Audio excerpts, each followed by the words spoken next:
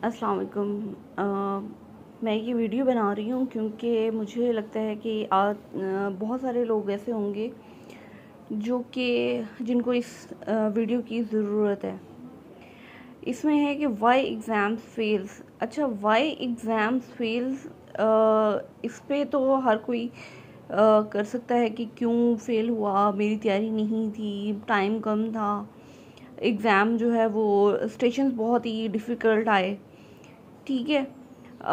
ये जो भी प्रॉब्लम्स होंगी, ठीक है। तो उस टाइम पे अभी जब आपके पास अब रिसेंटली मतलब अगर आपके एग्ज़ाम कोई फ़ेल हुआ है तो आपने 1 दिन दें, 2 दिन दें, सोचें, लेकिन डू नॉट ओवर थिंक, ठीक है।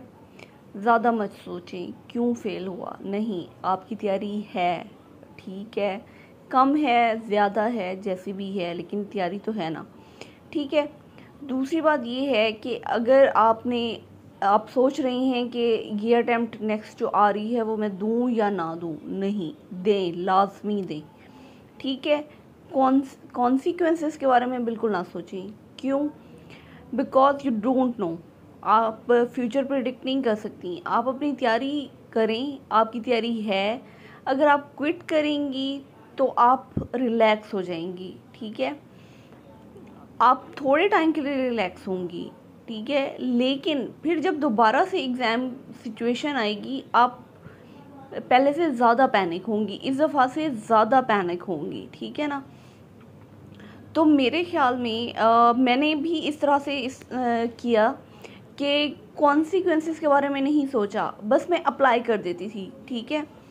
फिर सोचती थी क्योंकि मैं कहती थी कि अगर उस टाइम पे मेरी तैयारी ना हुई तो मैं कम से कम जो है वो उस टाइम पे देखूंगी कि मैं ना जाऊं एग्ज़ाम के लिए, ठीक है। जो कि ऐसा होता नहीं था, मैं एग्ज़ाम के लिए लाजमी जाती थी, उसे अटेम्प्ट करती थी एग्ज़ाम को ना, ठीक है। लेकिन जो है ना, मैं ये नहीं करती थी कि भाई मैं उस टाइम पे सोचूं कि नहीं यार, मैं क्या पता अप्लाई कर लेती और अभी चली जाती तो क्या पता मैं पास हो जाती। तो नहीं, डोंट ओवर थिंक, ठीक है। आप कभी कुछ भी प्रिडिक्ट नहीं कर सकते। आप अपने आप को देखें कि आप कर सकती हैं, ठीक है।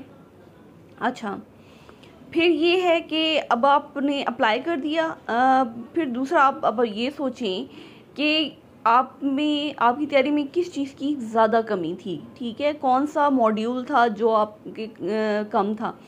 अच्छा, आगे मैं एक और वीडियो बना के ना आपको ये सारी चीज़ें एक्सप्लेन करूँगी कि कैसे तैयारी करें। अच्छा, फिर है कि आपने हमेशा जब भी स्टार्ट करना है, कल एग्ज़ाम आपका फ़ेल हुआ है, आज से आप दोबारा दोबारा तैयारी स्टार्ट कर रही हैं, तो आपने हमेशा ज़ीरो से स्टार्ट करना है, स्टार्ट फ्रॉम द ज़ीरो, ठीक है, फ्रॉम द ABC, ठीक है ना। तो फिर आपने क्या करना है कि आपने ये सोचा कि मैंने एक टॉपिक प्रेगनेंसी तो पढ़ी हुई थी, अब मैं नहीं पढ़ूंगी, नो, दोबारा से पढ़ें, ठीक है। आप ये सोचें कि मैंने डायबिटीज़ की सारी गाइडलाइन पढ़ ली थी, मैंने ये भी कर लिया था तो मैंने वो भी कर लिया था, नहीं, उसको एक दफ़ा दोबारा गो थ्रू करें, ठीक है। तो उस पढ़ी हुई चीज़ को भी दोबारा से पढ़ें और इस तरह से ज़ीरो से स्टार्ट करेंगी तो जिस चीज़ में आगे E पे जाके आपको लगेगा कि नहीं, इस चीज़ में मेरी ज़्यादा कमी है, तो उसको ज़्यादा अच्छी तरीके से पढ़ लें। लेकिन अगर आपको आता है तो उसको रिवीजन आपकी हो जाएगी।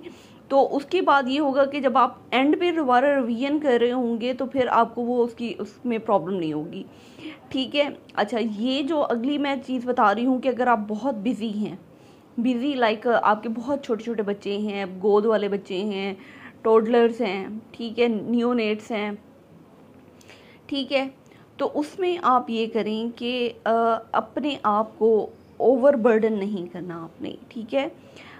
आपने क्योंकि आपके पास आई डोंट नो कि कितनी हेल्प है या नहीं है, मेरे पास तो बहुत ज़्यादा हेल्प नहीं थी, ठीक है। और दूसरी बात ये है कि मैं कंसर्न भी बहुत ज़्यादा होती थी अपने बच्चों के बारे में, तो जो कि एक बीइंग अ मदर जो है वो एक नेचुरल है।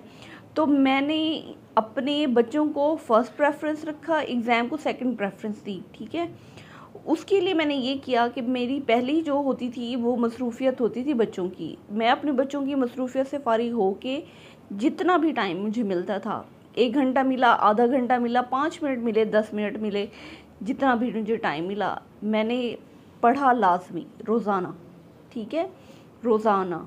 क्योंकि जब आप 5 मिनट भी पढ़ लेते हैं, 10 मिनट भी पढ़ लेते हैं, आधा घंटा पढ़ लेते हैं, तो आप पहले से आगे की तरफ जाते हैं, इम्प्रूव करते हैं, आप पीछे की तरफ नहीं जा रहे होते, ठीक है ना। अच्छा, फिर अपने आप को कोई छुट्टी ना दें, ठीक है।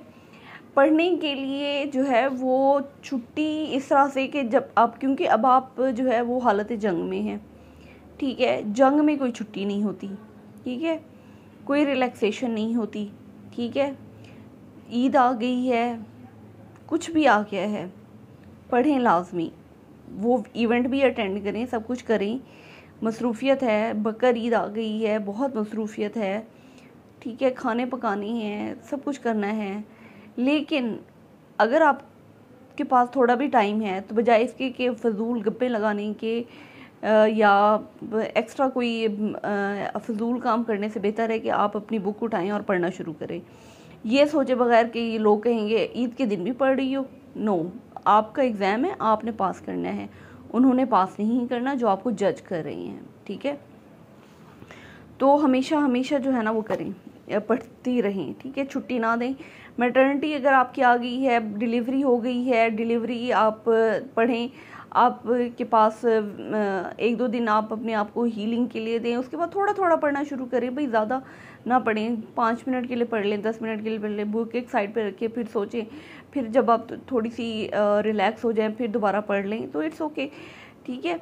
अच्छा, फिर इसमें एक और बात है कि जब आप मैटरनल मेडिसिन मॉड्यूल पढ़ रही हैं, अब आपको उस डिज़ीज़ के बारे में ही नहीं पता, आपको नहीं पता कि अस्थमा कब से स्टार्ट होता है, उसका नेचुरल कोर्स क्या है, उसमें उसकी कॉम्प्लिकेशंस क्या हैं, एपिलेप्सी जो है वो कब डायग्नोस होती है, उसकी क्या सिम्टम्स होती हैं, मतलब ये जो छोटी छोटी बातें। और इवन के आगे आगे आप देखें, जैसे अब मैंने तो बड़ी मतलब क्योंकि हमने जब आप मेडिकल में पढ़ रहे होते हैं, जब आप MBBS कर रहे होते हैं, तब आप एक और तरह के आपका सोच होती है, आप उस तरह से नहीं पढ़ रहे होते। लेकिन जब आप आगे हैं प्रैक्टिकल लाइफ में, अब आपने FCPS की 4 ईयर की ट्रेनिंग भी कर ली है, अब आप बुक्स भी पढ़ रहे हैं, तो आपको चीज़ें भूल जाती हैं, ठीक है। या शायद आपने उस टाइम पे वो ना चीज़ पढ़ी हो, अब आपको उसका कोर्स नहीं पता। जैसे मुझे जो ये सारी वो थी ना ब्लीडिंग डिसऑर्डर्स को मुझे दोबारा से पढ़ना पड़ा, तो उस चीज़ को फिर आप दोबारा से पढ़ें, आप अपने कॉन्सेप्ट्स क्लियर करें, क्योंकि जब आपके कॉन्सेप्ट क्लियर नहीं होंगे आप सिनेरियोस पिक ही नहीं कर सकेंगे कि ये है किस चीज़ का सिनेरियो, ठीक है। अच्छा, फिर उसके बाद जो है ना, अब आपने इसी तरह से अपने क्लियर उस जो डाउट्स हैं वो उसी वक्त ही क्लियर करते जाएं साथ साथ में, ठीक है। अपने डाउट्स को किसी और टाइम के लिए मत छोड़ना चाहिए, अगली दफ़ा पढ़ूंगी तो मैं देख लूँगी, ठीक है। जैसे कोई एक वर्ड आ गया है, कोई एक टर्मिनोलॉजी आ गई है, कुछ भी आ गया है, ठीक है। या फिर जैसे हम वो पढ़ रहे होते हैं, लाइक सर्जिकल जो टेक्निक्स हैं वो पढ़ रहे होते हैं, तो उसमें भी कुछ चीज़ें ऐसी होती हैं कि जो हमने कभी देखी नहीं होती, ठीक है। 4 साल की ट्रेनिंग में भी वो मिस हो जाती हैं हमारे से, या हमारी जो जहाँ पे जिस जगह पे हमने ट्रेनिंग की हुई होती है वहाँ पे वो चीज़ अवेलेबल नहीं होती। जैसे कॉल्पोस्कोप जो है वो कहीं पे अवेलेबल होता, कहीं पे नहीं होता, और कुछ ऐसे सेंटर्स भी हैं जहाँ पे लेप्रोस्कोपी होती ही नहीं है, ठीक है। फिर भी 4 ईयर की ट्रेनिंग वो करवा रहे होते हैं, ठीक है। तो उसमें लेप्रोस्कोपी, अब आपके पास क्योंकि आपने देखा नहीं है, तो फिर अब आप कैसे उसको याद करेंगे, आपका कैसे कॉन्सेप्ट क्लियर होगा। तो उसके लिए आप जाएं, यूट्यूब पे वीडियो देखें, ठीक है, गूगल पे सर्च करें। अब जैसे अम्बिलिकल आर्टरी डॉपलर, या फिर ये जो यूट्राइन आर्टरी एम्बोलाइजेशन, इसकी सारी टेक्निक्स आप उसमें देखें, इसकी देखें कि किस तरह से वो करते हैं और उसकी क्या क्या कॉम्प्लिकेशंस होती हैं। तो उसी वक्त ही अपने जो डाउट्स हैं वो क्लियर करते जाएं। अच्छा, ये जो 7वां है ना, बिवेयर ऑफ डिस्ट्रैक्शंस, ठीक है, कि इसमें limit the stop using your social media, ये सबसे बहुत इम्पॉर्टेंट चीज़ है। अच्छा, हमें लगता है कि हम फ़ोन के बगैर नहीं रह सकते, नो। मेरे जो लाइफ में प्लस पॉइंट था वो ये था कि मैंने अपना फ़ोन जो है वो या बच्चों को मैं दे देती थी, क्योंकि जाहिर है अगर वो मेरे साथ बैठे ही हैं तो मुझे जो है वो डिस्टर्ब करेंगे तो मैं क्या करती थी कि उनको फ़ोन दे देती कि थोड़ी देर के लिए ये कोई वीडियो देख लें या गेम देख लें। अब मेरे हाथ में तो फ़ोन होता नहीं, मेरे हाथ में है सिर्फ बुक, ठीक है, जिसे मैंने पढ़नी है। तो उससे क्या होता था कि मेरा फोकस सिर्फ उसी बुक पे ही रहता था, फ़ोन मैं नहीं यूज़ करती थी। फिर आहिस्ता आहिस्ता मुझे रियलाइज़ हुआ कि फ़ोन की वजह से मैं बहुत ज़्यादा डिस्टर्ब रहती हूँ, बार बार मैसेजेस चेक करना, ठीक है, कॉल्स आ रही हैं तो कॉल अटेंड करना, ठीक है। तो आप अपना फ़ोन एक साइड पे रख दें, 2, 3, 4, 5 घंटों के लिए भूल जाएं कि आपके हाथ में फ़ोन भी था और आप उसे यूज़ भी करते थे। आप बिल्कुल भूल जाएं, पूरा पूरा दिन भूल जाएं। बिलीव मी, दुनिया कहीं इधर से उधर नहीं होगी। आप कोई इंपॉर्टेंट कॉल, कोई मैसेजेस जो है वो मिस नहीं करेंगी, क्योंकि अगर आपके घर वाले कहीं, अगर जैसे मतलब आप ससुराल में रह रही हैं, मैके वाले जो है वो आपको कॉल्स कर रही हैं, तो आप को कोई बहुत इंपॉर्टेंट बात बतानी है, तो आपके घर में और भी लोग होंगे जिनके हाथ में मोबाइल फ़ोन होगा, ठीक है, तो उसके ज़रिए भी इत्तला दे देंगे, ठीक है। तो इसमें कोई ऐसी बात नहीं है, ठीक है। हाँ, अगर आप हॉस्पिटल में ऑन कॉल हैं, आपको हॉस्पिटल से फ़ोन आना है, तो उसमें ज़रूरत है, लेकिन उसके लिए भी मैं अपना PTCL का नंबर दे देती थी कि ये PTCL का नंबर, इसमें मुझे कॉल कर लिए। लेकिन बेसिकली वैसे मैंने एग्ज़ाम्स के दिनों में जो है वो जॉब्स नहीं की, तो इसलिए जो है मुझे इसमें ज़्यादा मसला नहीं रहा, ठीक है। अपने जो ये बुरी आदतें हैं, लाइक गेम्स खेलना, म्यूज़िक सुनना और ये सारा कुछ, इस पर भी मैं एक वीडियो बनाऊँ कि how the music affects your like जो इस एग्ज़ाम की तैयारी में आपको क्या नुकसान देती है, ठीक है। तो ये मेरी अपनी एक ऑब्जर्वेशन है जिसको मैं आपके साथ शेयर करूँगी। तो आपने अपनी डिस्ट्रैक्शंस जो है वो इसको हटा देनी है, अपना फोकस रखें, ठीक है। आपने इस एग्ज़ाम को क्लियर करना है और फिर अपने आप पे यकीन रखें, हमेशा अपने आप पे यकीन रखें, यू कैन डू इट, ठीक है। आप में कुछ कमी कोताहियाँ हो सकती हैं आपके बोलने के अंदाज़ में, आपकी प्रेजेंटेशन में, ठीक है, लेकिन आप परेशान नहीं हो, आप उसको ठीक कर सकती हैं। ऐसी अल्लाह ताला ने आपकी जो फैक्ट्री अंदर बनाई हुई है, उसमें कोई मैन्युफैक्चरिंग फॉल्ट नहीं रखी अल्लाह ताला की तरफ से। अल्लाह ताला ने आपको परफेक्ट बनाया है, ठीक है। तो आप अपने आप को बहुत इम्प्रूव कर सकती हैं। अगर मैं इम्प्रूव कर सकती हूँ, मैं ये एग्ज़ाम क्लियर कर सकती हूँ, तो आप में से इस वक्त जो भी मेरी वीडियो सुन रहा है, हर बंदा अपना एग्ज़ाम क्लियर कर सकता है, ठीक है। बस ये कुछ चीज़ें हैं।